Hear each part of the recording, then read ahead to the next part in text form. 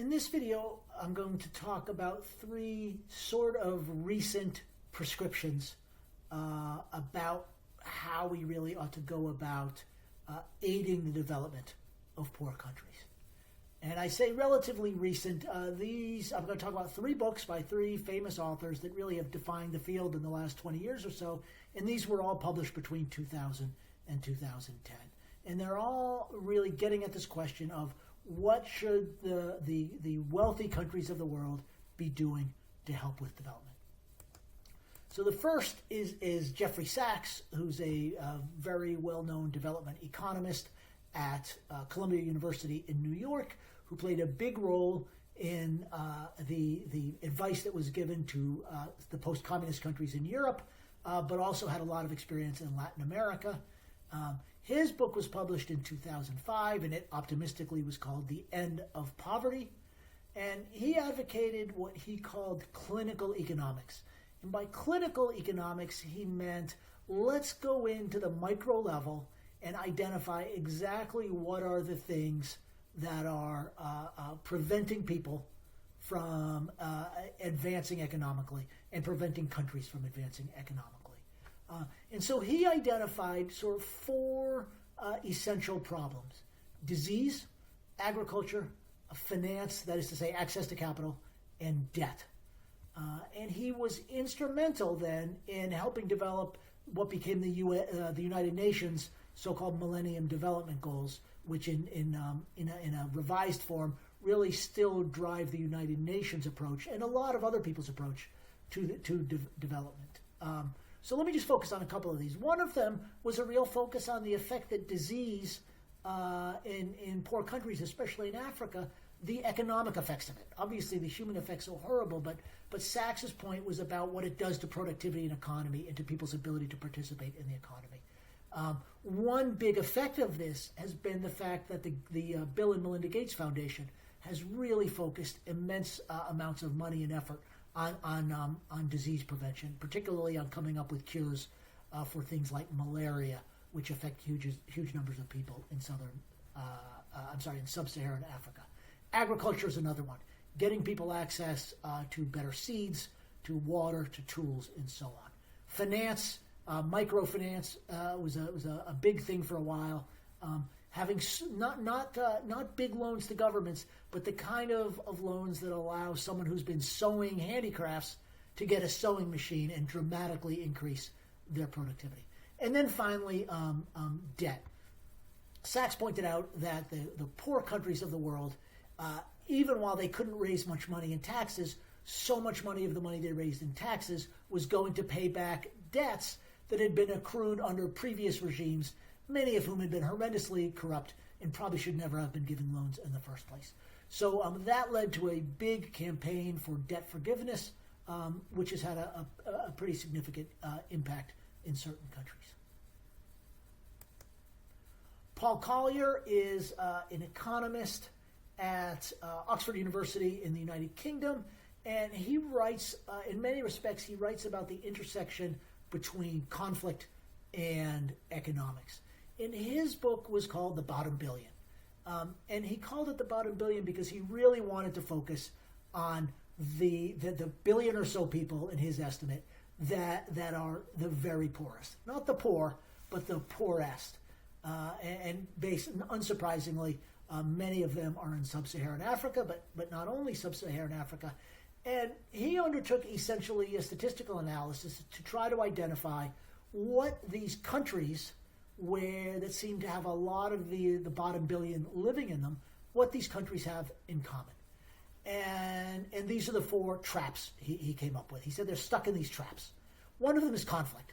And the argument, it's pretty intuitive when you think about it, but nobody had really, or people hadn't focused on it enough, is conflict. If a country is in a civil war, when countries are in civil war, they can't develop economically, right? People can't invest, they can't harvest goods, they have no stability, etc. So conflict is a barrier. Another one is natural resources, and there's been a much bigger literature on this. It seems like what you want your country to have is diamond mines and oil. Turns out to be exactly the opposite. Why? Because natural resources distort an economy so that countries that have lots of natural resources, politics becomes about getting control of those natural resources, not about developing the economy more broadly. And so those natural resources, Collier argues, and many people agree, end up essentially distorting the economy to the point where it can never get beyond natural resources. A third one is essentially a geographic argument, and again, pretty novel that Collier made this. He said, one of the things you really don't want to be is landlocked with bad neighbors. The idea being that in order to develop economically, you need access to the global markets. If you have access to the oceans yourself, well, you can get access to global markets and into trade. But if you're landlocked, you need to rely on transit through other countries. And if those other countries are countries that themselves are heavily authoritarian or corrupt so that they need bribery for you to transport your goods, or they themselves are involved in conflicts, then essentially you're stuck. And then the fourth one he points to is bad governance in a small country. And that's two things together. And essentially the argument he's making is that bad governance hurts economic development, but he found that it is especially a problem for small countries. That small countries, because they have fewer options in other respects, really are more dependent on the quality of their governance. And there's actually evidence from Europe that points in the same direction, that countries like the Netherlands and Belgium have done extremely well because they've had high-quality governance, even though they're smaller and not as powerful as say, Germany or France. So that's Collier's The Bottom Billion. Collier's also written some really influential work on the relationship between civil wars and economics. Lastly, William Easterly's book, The White Man's Burden. Why the efforts to aid the rest have done so much ill and so little good. And I give you the entire subtitle of the book because it kind of gives you a pretty good idea of the argument. The White Man's Burden, you might be aware, is a reference to a very famous poem by Rudyard Kipling, famous British author of the late 19th, early 20th century, who was a great expositor of the British Empire in India. His basic argument is Western intervention and Western aid does more harm than good. Why? Well, he says incentives matter a lot. And often what happens when the Western organizations come in with big piles of money is that they screw up the local incentives. So, for example, when Western organizations come in with lots of cheap food, well, what happens when you bring lots of cheap food somewhere? You completely distort the local food markets, and in particular, he argues, you end up putting farmers out of business.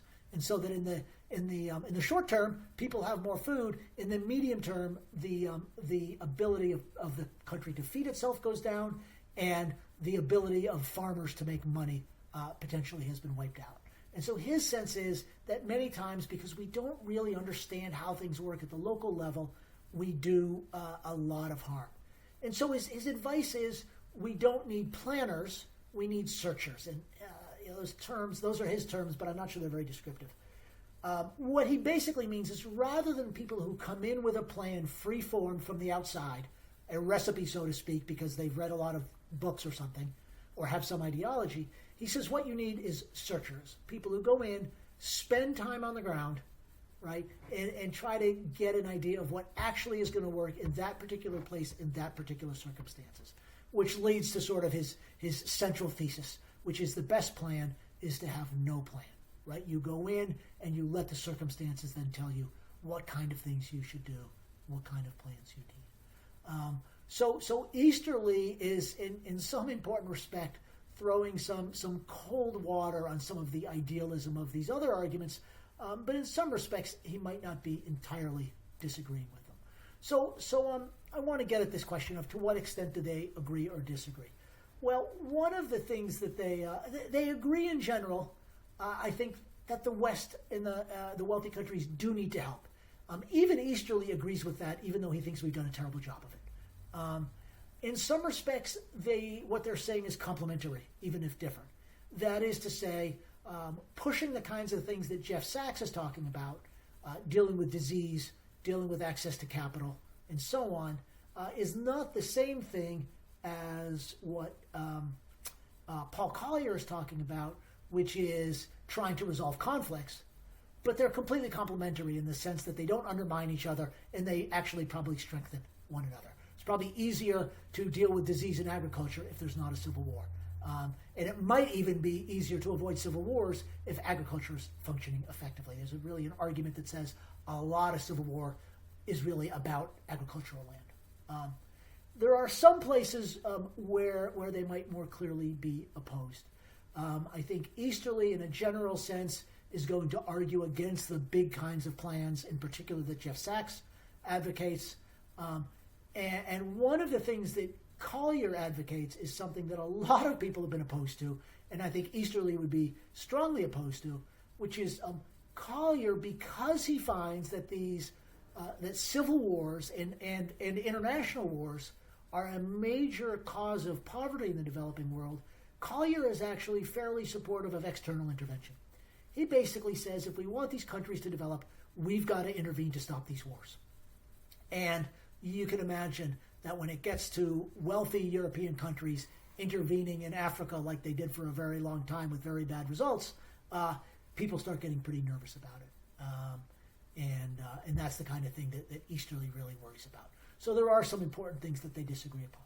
What I think is interesting about all these perspectives is, they've gotten away from the kind of big arguments, sort of ideological arguments I laid out in my earlier presentations. It's not about liberalism versus economic structuralism, the market versus not the market. They all have a lot of experience in various countries, and so really they're focused more on micro-level interventions and getting those micro-level interventions right. They still don't agree on what exactly they should be, but it is a different kind of debate. It's I don't want to say there's no ideology involved, but there's a lot of pragmatism involved in this debate as well. And I guess I'll just say by way of closing that I think this kind of debate is continuing all the time, trying to find things that work.